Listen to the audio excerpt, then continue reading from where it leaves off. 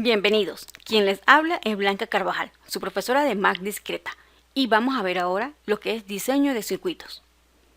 En esta lámina vamos a encontrar un procedimiento para ayudarnos a construir estos circuitos, de acuerdo a lo que indica el enunciado o en alguna situación que se nos presente. Entonces, primero debemos entender bien lo que debe hacer el circuito, cuál es la información de entrada y qué debe dar de salida. Tener claro cuáles y cuántas son las entradas y definir bien la salida. O sea, variables, bueno, dependiendo, ¿verdad?, de la cantidad de variables que se presente en la situación, pues de ahí vamos a determinar cuántas combinaciones posibles tenga esta. Y la salida, tenemos que saber cuándo va a tomar 0 en cada combinación o cuándo va a tomar 1 en cada combinación. También es importante aclarar que muchas veces los enunciados en las combinaciones de las variables nos indica el valor de verdad para 0 o nos indica el valor de verdad para 1.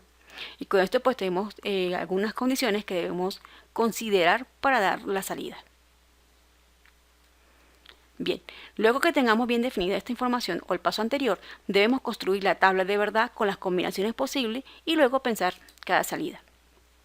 Bien, con esto ya tenemos la expresión canónica disyuntiva, que es los minter, que viene siendo la suma de productos, que no es más que la función lógica o el álgebra. Además, también después de construir nuestra tabla de verdad, nuestra última columna viene siendo la función booleana.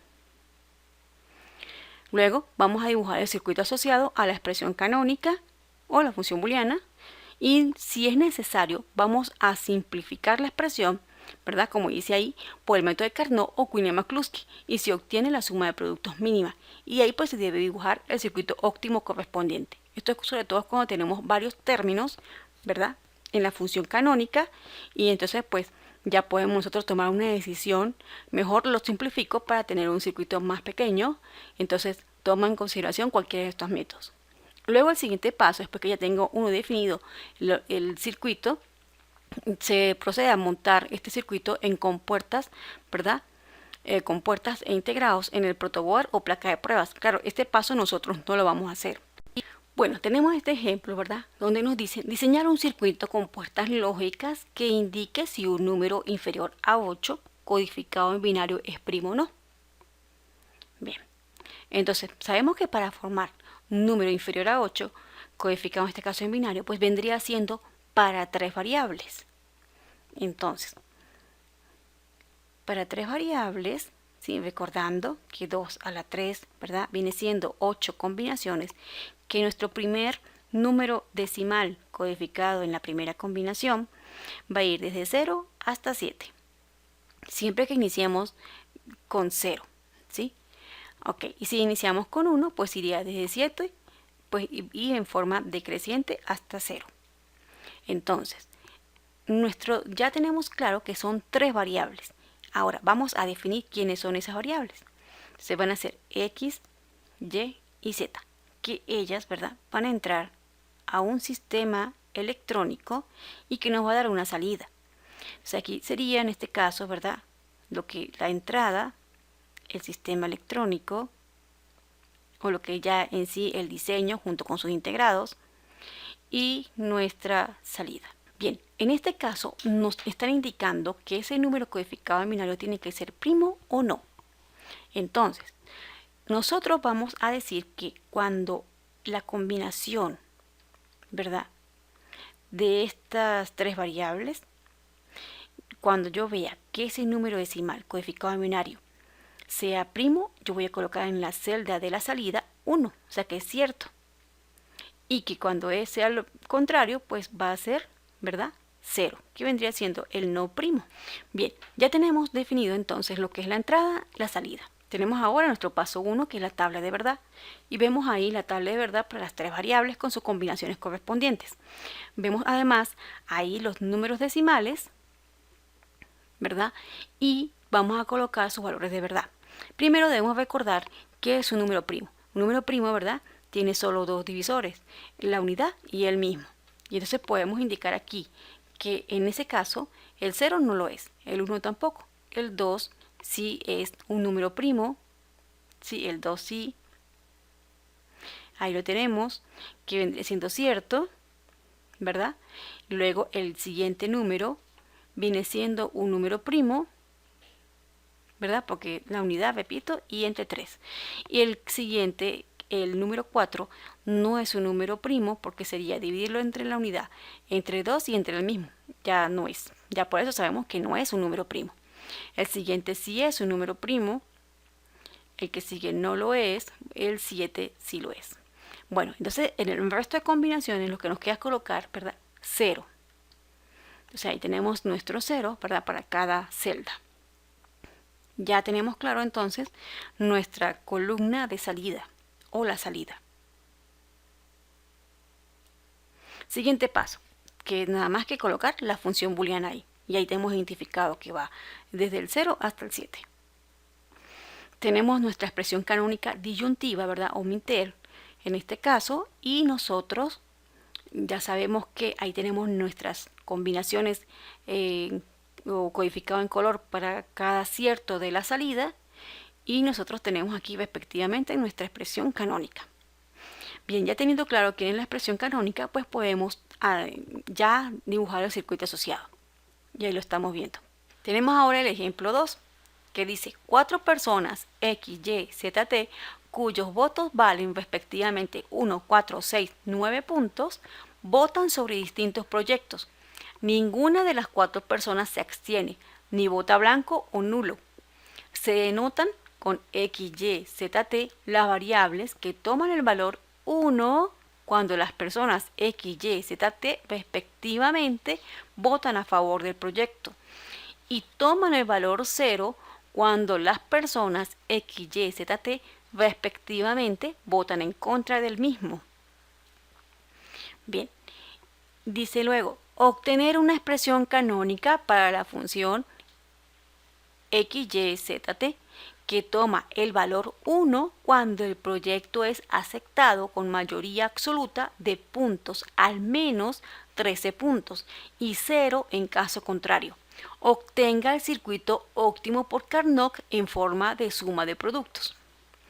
Bueno, vamos entonces a definir, ¿verdad?, lo que vendría siendo el sistema. Vamos a cambiar este color. De lo que nos quiere decir este enunciado. Entonces, nosotros, ¿verdad?, como hemos dicho, el enunciado ya nos está indicando de que son 4 variables de entrada.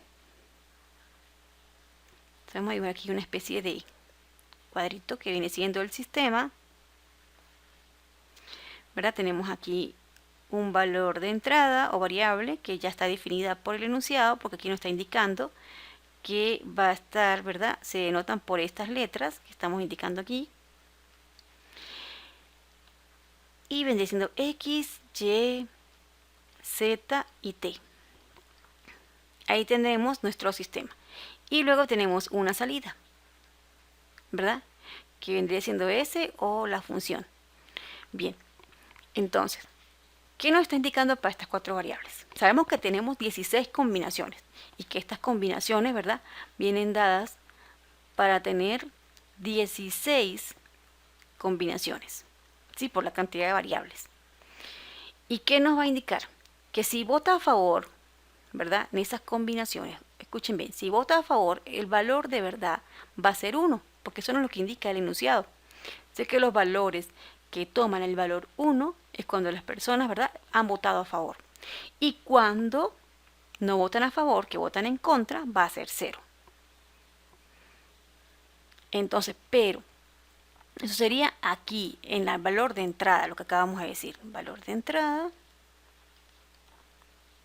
¿verdad?, viene siendo esas condiciones indicadas por el enunciado. Ahora, vamos a colocar aquí un 1 a favor y 0 en contra. Favor y 0 en contra, ¿verdad?, del proyecto.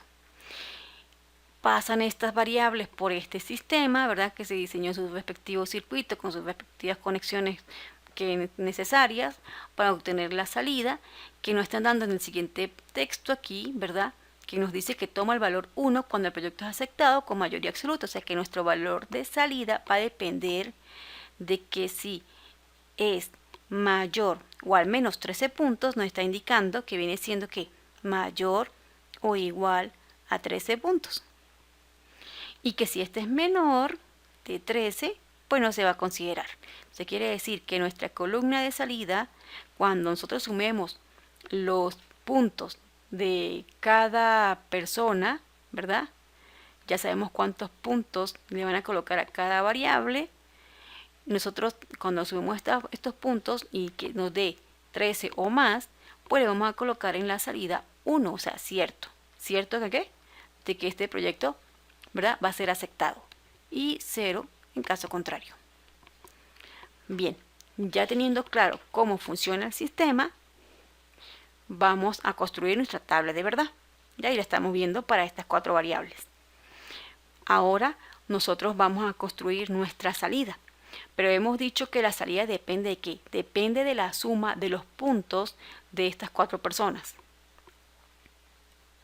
¿Sí? Y sabemos que estos puntos para la variable corresponde, para x corresponde que un punto, para la variable y corresponde 4, z 6 puntos y t 9 puntos. ¿Sí? Recuerda que las personas están codificadas con estas mismas letras con que se indicó al inicio.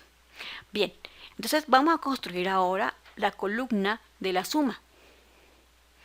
Entonces, estamos viendo aquí en nuestra primera combinación, ¿sí? 0, 0, 0, 0, que toda esta posible combinación, pues votaron en contra, ¿verdad? De cada una de las personas votó en contra de los proyectos.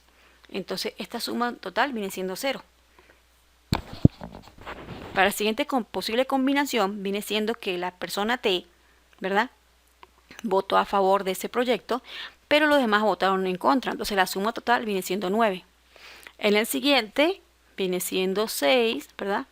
En el siguiente combinación viene siendo 6, ¿verdad?, que corresponde a la variable z, 6 puntos, y para t 9 puntos, dándonos 15. Luego tenemos el siguiente, que es 4, 13, 10, 19, 1, 10, 7, 16, 5, 14, 11 y 20. Bien.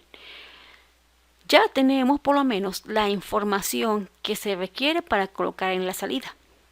Regresamos aquí al sistema para recordar que cuando sea mayor o igual a 13, vamos a colocarle 1. Entonces vamos a ir mirando aquí en las sumatorias que nos dio, o en la suma que nos dio de acuerdo a su combinación, qué valores son mayores a 13 o igual a 13. En nuestro primer valor que vemos aquí, o sea, en esta primera fila vemos que hay un 15. Entonces vamos a colocarle cierto para esta salida, ¿verdad? Porque nuestra sumatoria es mayor o igual a 13. Vamos a seguir inspeccionando y vemos que este también es cierto, ¿verdad? El siguiente no. El 19, por supuesto, sí, que toman, que han aceptado pues el proyecto, esta posible combinación, si se llegara a dar. El siguiente vendría siendo para 16. El otro valor sería para 14 y 20. Bueno, eso sería para los ciertos de la salida. Y el resto de celdas pues viene siendo 0. Ok, ya teniendo claro quién es nuestra columna de salida, vamos entonces a colocar la función booleana. Ajá. Ya teniendo quién es la función booleana, pues inmediatamente colocamos nuestra expresión canónica disyuntiva minter. Y ahí tenemos, por supuesto, nuestros de nuestros ciertos, ¿verdad?, o nuestros átomos. Tenemos respectivamente nuestra codificación, ¿verdad?, nuestra codificación por cada combinación. Bien, entonces por ejemplo aquí tenemos nuestra primera combinación, que es cierto, o es parte, ¿verdad?, de los átomos indicados en la función booleana o en la salida. Y sabemos que cuando estamos trabajando con minter, el 0, ¿verdad?, la variable que le corresponde al bit 0, va a ir con complemento. Entonces aquí sería x complemento, y complemento, z, t. Entonces esa sería, ¿verdad?, lo que corresponde a esa primera combinación. y luego tendría que ir inspeccionando cada una de las combinaciones de los átomos correspondientes para colocarla en función de sus variables. O sea, ahí tenemos nuestra función canónica. Luego, pues también podemos colocarlo en forma decimal. En forma decimal. Ahí tenemos nuestros números decimales, ¿verdad? Ordenaditos. Claro, esto porque estamos empezando con nuestra tabla de verdad con 0. Si alguien inicia con 1, pues el primer decimal que yo vería aquí sería el 15 y voy decreciendo hasta llegar al 0. Bien, entonces vamos a colocarlo en función del número decimal. Entonces, si vemos, lo voy a leer aquí y ustedes van viendo aquí la expresión canónica en forma, pues, en consideración con los números decimales. Y aquí voy indicando, tenemos al 3, el 5, el 7, el 11, el 13 y el 15. Bueno, vamos entonces al siguiente paso, que es la simplificación usando método de Carnot, porque el enunciado lo indicaba. Entonces, ahí tenemos nuestra expresión canónica, que es mucho más rápido para colocar los átomos en el mapa de Carnot. Ahí tenemos nuestro mapa de Carnot respectivo, ¿verdad? Con sus números decimales. Y inmediatamente miramos aquí en la expresión canónica que el primer decimal es 3. Entonces, ahí donde está en la celda 3 le colocamos 1. Luego el siguiente sería 5, 7, 11, 13, 15. Bien, ya teniendo colocados los átomos o los 1 de la salida en el mapa de Carnot, lo que nos queda es formar los bloques, ¿verdad? Y recordando también que para formar los bloques nosotros tenemos que ubicarnos en donde haya más unos, y que entre más unos tenga este bloque formado, pues va a ser mucho más eficiente. Entonces, si me paro aquí, ¿verdad? Tengo una celda adyacente, aquí tengo otra y 3. Entonces serían 2 a la 3, 8 celdas para un bloque. Pero estamos viendo que si tomo este 1, no podría formar un bloque con 8 celdas. Entonces me quedaría con uno menos, serían 2 a la 2, 4. ¿Sí? Entonces eso es lo que sería, en ese caso, ¿verdad? Para nosotros identificar rápidamente qué cantidad de celdas con 1 va a tener ese bloque. Bien, entonces vamos a formar nuestro primer bloque. Ahí lo estamos viendo. Y observamos en la fila qué variable queda constante. En este caso sería la y, porque la otra se simplifica, ¿verdad? Sería y por quién en la columna t. Y ahí tenemos. Luego vemos que puede combinar las siguientes celdas y tenemos un bloque de 4. Y vemos que todas las variables de la fila han sido simplificadas, quedándonos ZT. Bien, ya con esta información pasamos a colocar la expresión óptima y tenemos ahí nuestra función. Ya teniendo el paso 5, construimos nuestro circuito óptimo y ahí estamos viendo el circuito óptimo.